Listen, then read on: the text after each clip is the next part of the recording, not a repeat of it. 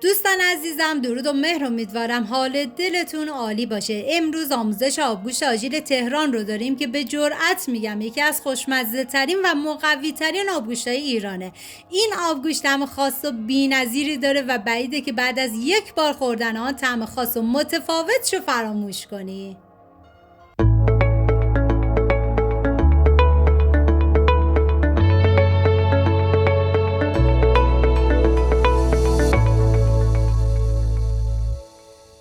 مواد لازم: گوشت گردن یا سردست، رب گوجه فرنگی، نخود، لوبیا سفید، گندم جوی پوست کنده، زعفران، خلال بادام، خلال پسته، فندق، گردو، آلو، قرصی، سیب زمینی، گوجه فرنگی، زیره سیاه و ادویه‌ام شامل نمک، فلفل سیاه و زردچوبه هستش. حالا من حبوباتی که از 24 ساعت قبل خیس کردم و میریزم داخل قابلمه و آب بهش اضافه میکنم و میذارم تا این حبوبات کاملا بپزه و بهتون پیشنهاد میکنم که این آبگوشت آجیل رو درست کنی که مطمئنم هر کی بخوره عاشقش میشه. و پیازی که داریم من کاملا ریزش میکنم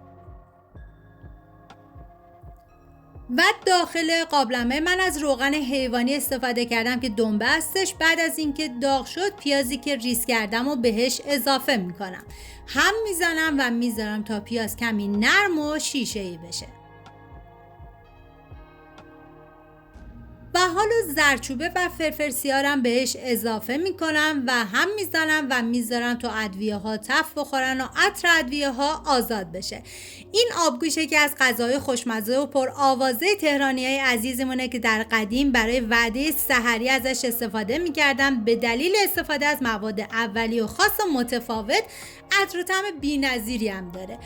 و حالا گوشت رو بهش اضافه میکنم و یه هم میذارم یه تف بخوره و بعد از اون رب گوجه فرنگی رو بهش اضافه میکنم، هم میزنم و میذارم تا رب تف بخوره، رب رنگ خودش رو باز کنه.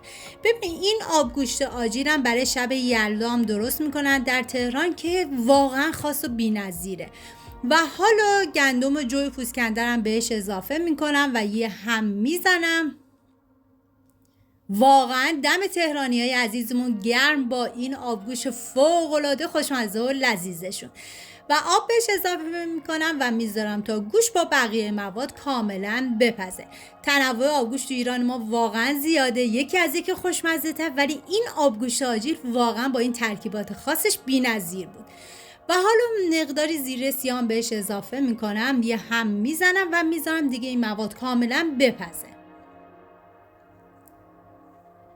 و بعد از اینکه تقریبا گوشتمون نیم پز شد، حالا حبوباتی که گذاشتیم جدا پخت رو بهش اضافه میکنیم. ببینید این آبگوشت چوب دارچینم داره که من دوست نداشتم و حذفش کردم و شما اگه دوست داشتین میتونین استفاده کنید. قیسی هم بهش اضافه میکنم، خلال پسته، خلال بادام،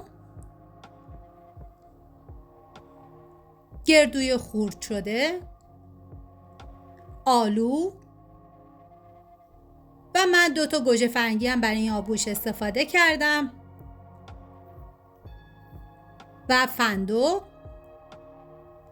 ببینید در مورد زعفران رو هم میتونین مثل من توی این مرحله به غذاتون اضافه کنین، یا اینکه میتونین زمانی که گوشت رو میخوام بکوبین به گوشتتون اضافه کنین، دیگه کاملا سلیقه‌ایه.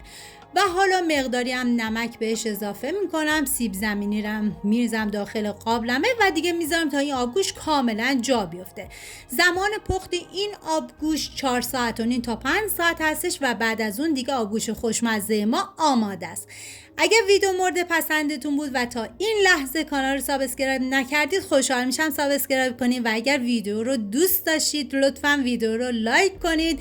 لایک شما باعث میشه که این ویدیو در معرض دید افراد بیشتری قرار بگیره و از این طریق هم از من حمایت میکنید. این هم از آبگوشت آجیل خوشمزه ما، جای تک تک شما دوستان عزیز خالی و امیدوارم درست کنید، در کنار خانواده از خوردنش لذت ببرید. مرسی از همراهی همیشگیتون، تا یه خوشمزه دیگر، بدرود.